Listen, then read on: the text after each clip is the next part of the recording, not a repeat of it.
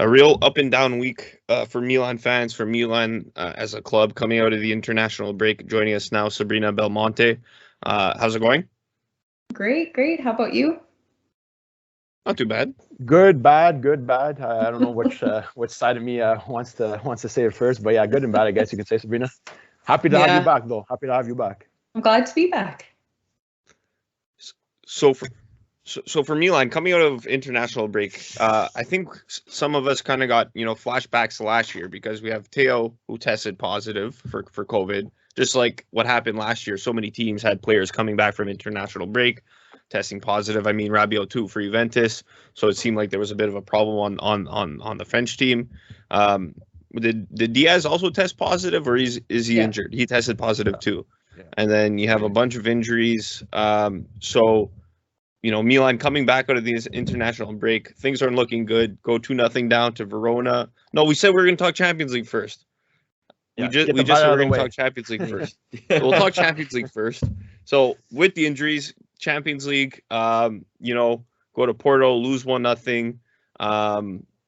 We were just talking about it now. I mean, it could have been worse, right, for Milan, considering all that's happened. Especially Maignan, he's injured too. So you have Tata Rusanu in nets. I mean, what did you make of the game? I mean, I did not have high expectations. Had we had a full team, I would have had much higher expectations because this was not that Porto are a bad team. They're an incredible team, but I would have had much higher expectations going into this game than we did against Liverpool or Atletico Madrid.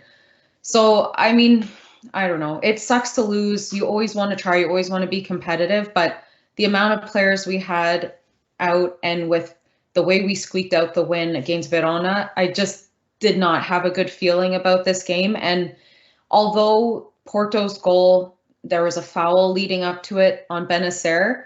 I mean, going by the rules, that should have been called back. But ultimately, it's not something that we can look back on and say we were really screwed because we did not play well. It was an awful game, and we just couldn't get anything going. Nothing we did was working. So it is what it is, and it could be a blessing in disguise if we end up finishing fourth in the group.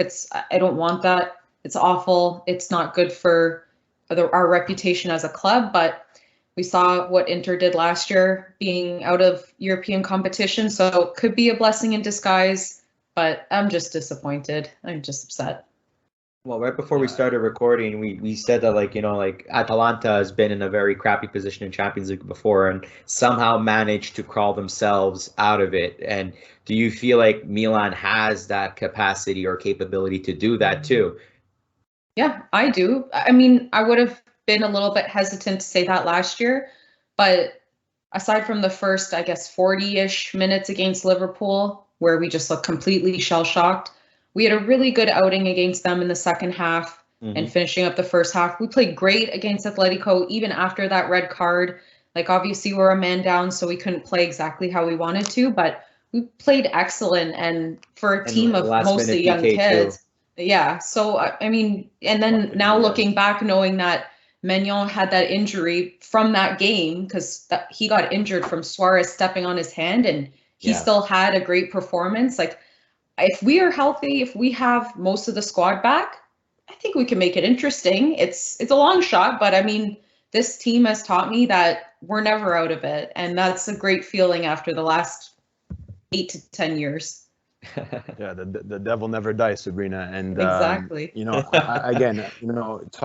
Just even if you want to start comparing to, and I don't like to really compare because it's different teams, it's different circumstances and what have you. But if Atalanta is run in that edition of the Champions League taught us anything, that there's teams that you're never out until you're really out, right? So the only thing I can say is that obviously it's a different group, different competition. We have a way tougher group, I would say. So, but again, I think Milan's return to Champions League has been exciting, but at the same time, it's been a bit unfortunate that they couldn't have capitalized yet.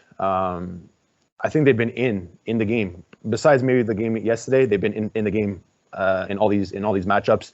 You see the score lines. It wasn't anything like a landslide. And again, things would have went a different way. Maybe we would have had at least a point by now. But again, it is what it is. It's unfortunate. I think obviously, like you said, Sabrina, having the squad fully fit would have showed a lot more.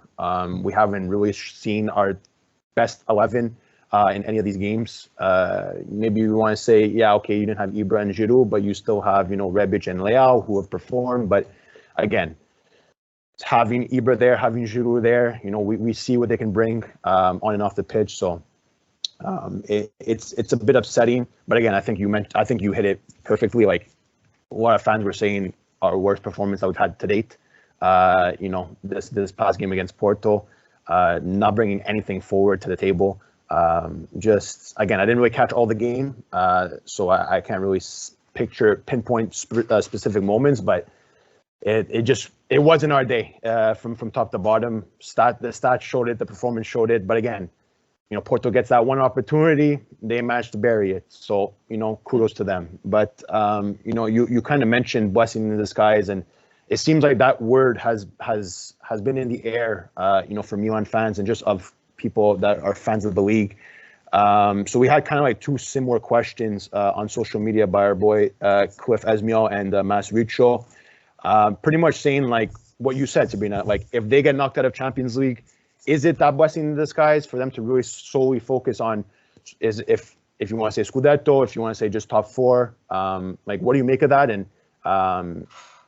is it worse to kind of finish fourth, or what do you say about all that? And is it better for Milan, I guess, to say bye to Champions League, the competition that we've waited so long to get back to, and just focus on Serie A, or do you see it otherwise? Taking aside what people think of it, because my God, if we finish fourth, we're going to be hearing about this from rival fans for like the next 10 years.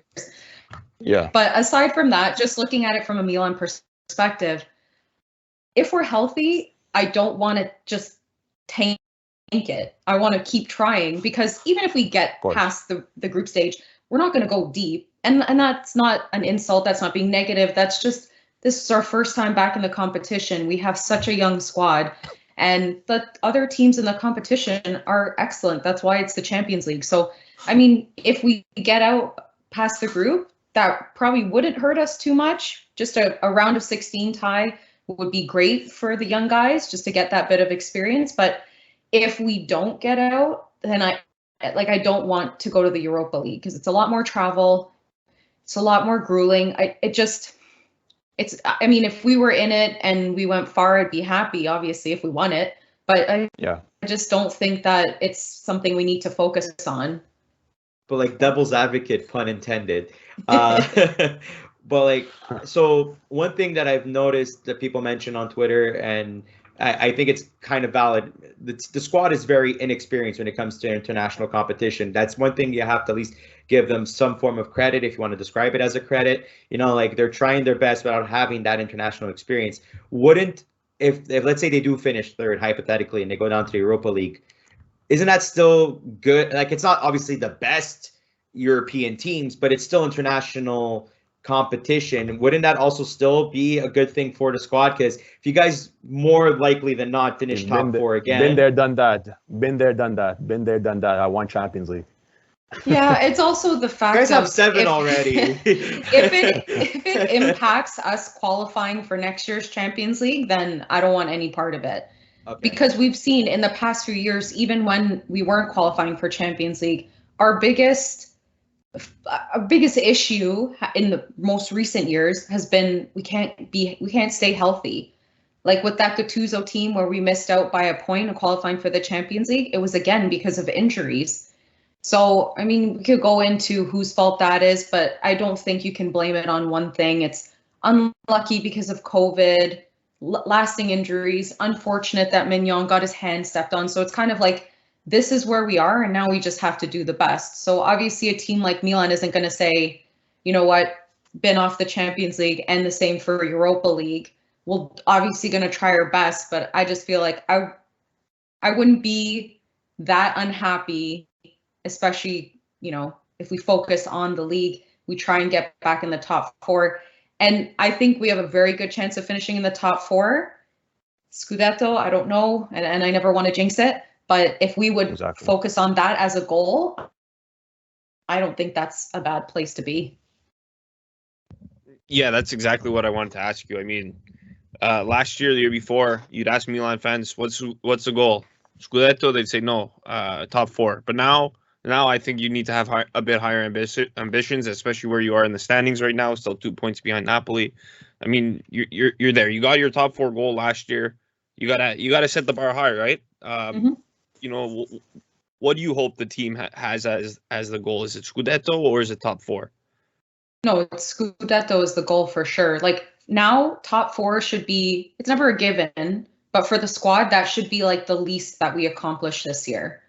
I mean, for the younger guys, it would be nice to win the Coppa Italia, but ultimately we need to be challenging for the Scudetto because as Ibra said when he came to Milan, who is Milan if we're not challenging for titles? And, you know, last year it was like a stretch. It felt like a battle to just try and get in that top 4. This year just feels a bit different. It feels like it's not a given because Napoli's doing so well. There's other teams doing very well too, but it feels like it's a very real possibility that we could challenge for the Scudetto, and that's a great feeling. We haven't had that in years. The season's long. That's all I gotta say, Sabrina. Mm-hmm. Yeah. You guys are breathing down our necks, and who knows, maybe the bad luck charm of being winter champions might not bite you guys in the butt this time around. You can have it, my friend. You can have it. I'm not gonna even celebrate it. Like I said, if Napoli ends up winning, it's only gonna be. I'm only celebrating after game 38. That's literally the only time I'm actually gonna start. Oh, you know, from 2017, was it? You don't celebrate until the last match day. Yeah, that was. I think that was a learning lesson for all of us.